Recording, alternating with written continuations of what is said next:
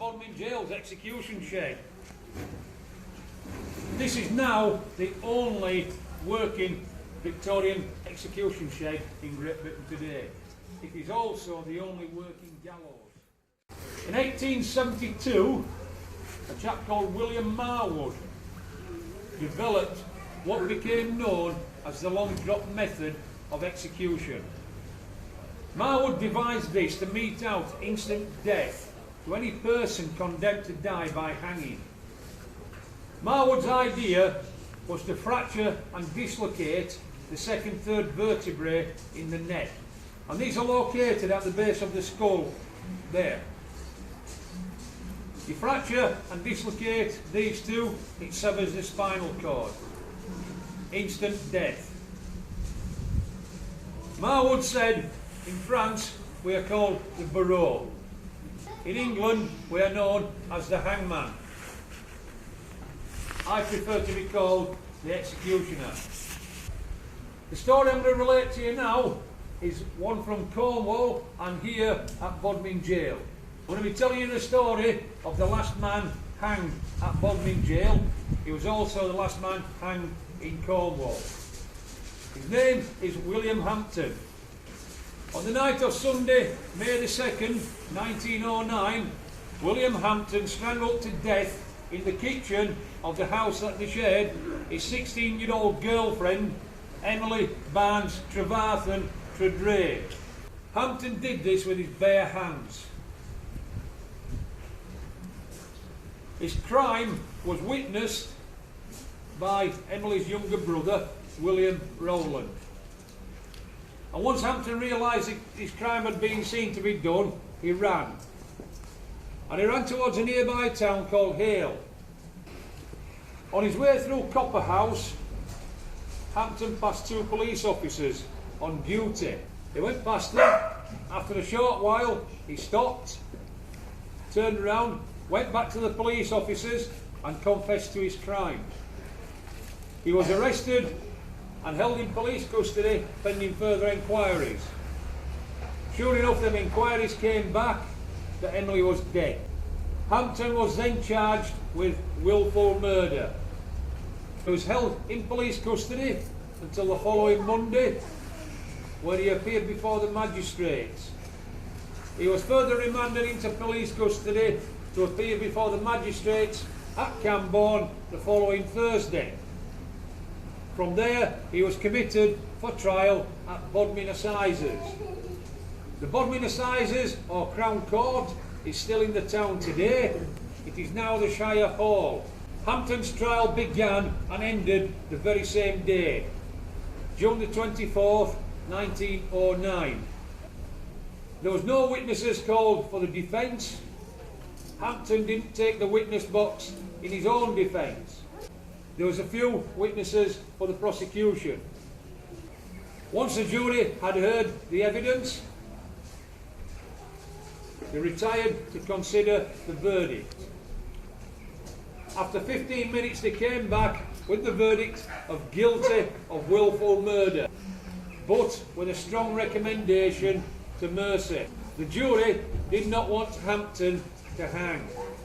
The presiding judge was Mr. Justice Phillimore. He said to Hampton, "It is kindly of the jury to recommend you to mercy, but I strongly advise you to prepare for your death." He then proceeded to sentence William Hampton to death with the words, "William Hampton, you have been found guilty of willful murder. The sentence of the court upon you is that you be taken from this place to a lawful prison, and thence to a place of execution where you will be hanged by the neck until you are dead, and afterwards your body be buried within the precincts of the prison of which you have last been confined before your execution. And may the Lord have mercy on your soul." Hampton was removed from the court and brought here to Bodmin Jail, where he was incarcerated into the condemned cell. His barrister launched an appeal the same day. And on Friday, July the 2nd, 1909, that appeal was rejected by the then Home Secretary Herbert Gladstone, who could find no reason to interfere with the course of the law. Date of execution was set for Tuesday, the 20th of July, 1909 at 8 AM. The executioners were informed that their presence would be needed here at Bodmin Jail. The chief executioner at that time was Henry Albert Pierpoint. The assistant executioner was Thomas William Pierpoint. They arrived at Bodmin on Monday the 19th of July 1909 on the 4 PM train. From there they made their way here to the jail, where they were met and interviewed by the prison governor. From the prison governor they received the physical details of Hampton: his height, his weight, his physical well-being and his mental state. It transpired that Hampton was a model prisoner. He gave no one any trouble. He was fully penitent for the crime that he had committed. And he also fully accepted the justness of his sentence. On leaving the governor, the executioners had to view the prisoner without his knowledge in the condemned cell, and they would do this by looking through the Judas hole in the cell door. There they would assess the muscular strength of his neck. Once this was done, the executioners would come out here to the execution shed to rig the gallows to give William Hampton a drop of 7 feet. Once this had been done, the execution shed was locked up and left in readiness for the following morning's proceedings. At 7:30 AM on the morning of the 20th of July 1909, William Hampton received the sacrament from the prison chaplain. At the same time as 7:30, the official witnesses started to arrive at the jail. The first to arrive was the Under-Sheriff of Cornwall. Soon after them, the prison governor and the prison doctor arrived. Soon after them, the Mayor of Bodmin arrived here. Once the official witnesses were here, they were all placed in the execution shed along the back wall in their relevant positions. At 5 minutes to 8, the executioners made their way to the condemned cell to pinion the arms of William Hampton behind his back, in a method we will now demonstrate to you. And this method was used until the very last executions in Great Britain in 1964.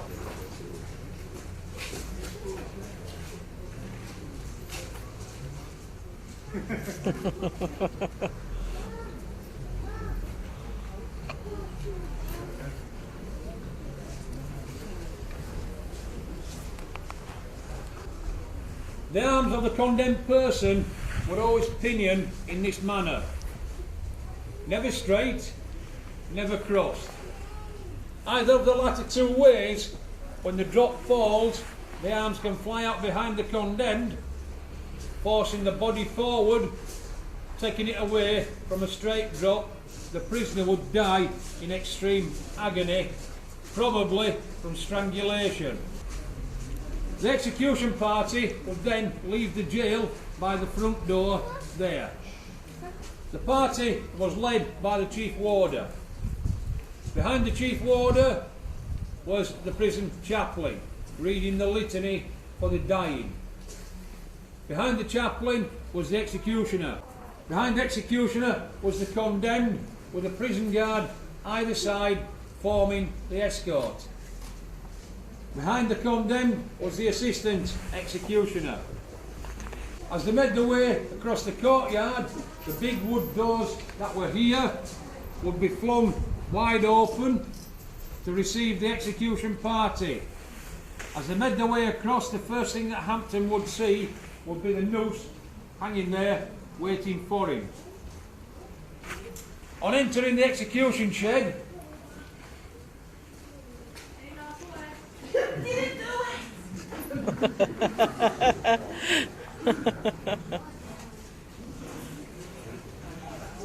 the condemned is immediately placed onto the centre of the drop, directly under the rope. Oh, scary Fran. At this point, the assistant executioner will strap the legs of the condemned, whilst the executioner places the white hood over the head and the noose around the neck.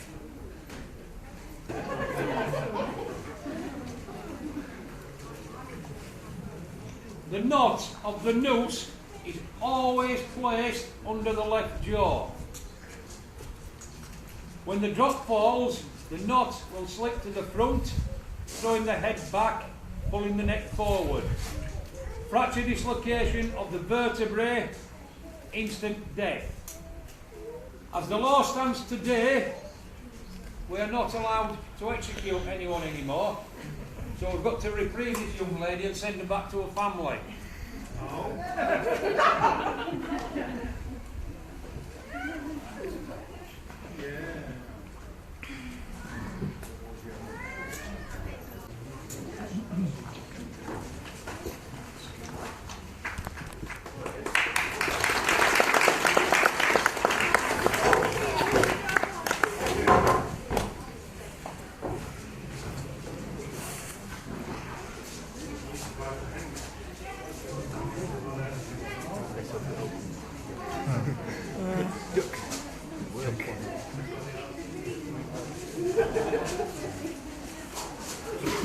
That'll be weight of an average man, I bet.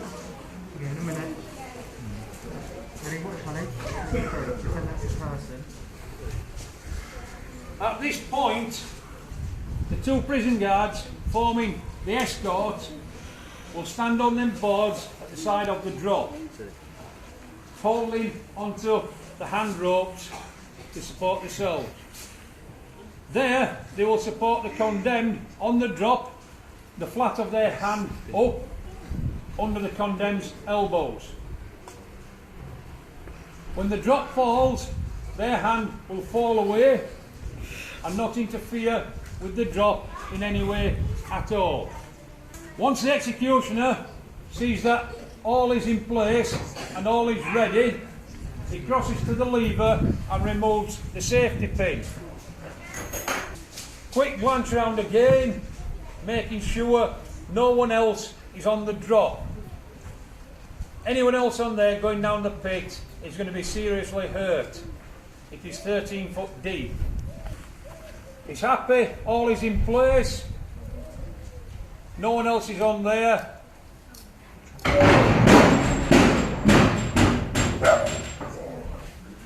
When the drop has fallen,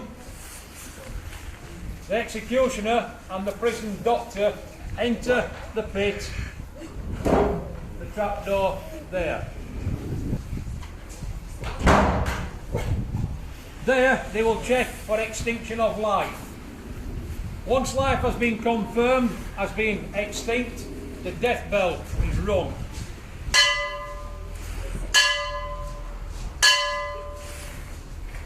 The body is then left to hang for 1 hour.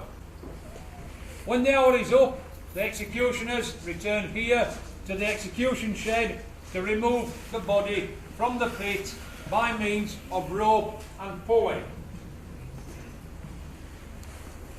The body is then disposed into a plain wood coffin. Nothing nice, no fancy frills, no padding, rough cut wood. That is all the condemned had. The coffin is left open. It is then placed onto a coffin carrier. That is then left here in the execution shed. The executioner's work is now complete. They are free to leave the jail. At 10 AM the same day, there is an inquest held here in the jail. The inquest jury have to come out to the execution shed to view the body, and that this is to ascertain that the sentence of the law has been carried out in accordance with the law, and that the prisoner had no undue suffering. From William Hampton walking into the execution shed to being dead on the end of the rope, time elapsed 10 seconds. Around lunchtime, once the jury had returned the verdict, the coffin was sealed up and transferred to the prison graveyard. There William Hampton remains to this very day. The only marker that an executed person had was a piece of flat stone, their initials on it and date of execution. Before 1868, all executions were done in public. People treated them like a day at the fair. They would turn up in the hundreds and thousands to watch some poor wretch dangling on the end of a rope, taking anything up to 25 minutes to die. It was entertainment for them. When the Lightfoot brothers were executed here at Bodmin Jail in 1840, they were hanged outside the prison walls. There was between 20 and 25,000 people there to watch the hanging. However, this was very lucrative for the hangman. When his work was complete, the ropes that he used, he would cut into pieces about 2 inches long. These he would sell to the waiting crowd for £1 at a time, as they believed it would bring them good luck, cure them of some ill that had befallen them, or help them make the fortune. And this led to a euphemism, which I'm sure many of you will have used this term or heard of it. Money for old rope. It came from the hangman. Here at Bodmin Jail, we're doing the self-same thing, because Bodmin Jail receives no funding from English Heritage, National Lottery, or any grant governing body. In the last 6 years, the current owners of Bodmin Jail have spent in excess of £1 million on restoration, improving the exhibition, and keeping the restoration of this remarkable old building going. If anyone would like to look down the pit, take photographs, please feel free to do so. If you have any questions, myself or my assistant here will answer them for you. Thank you.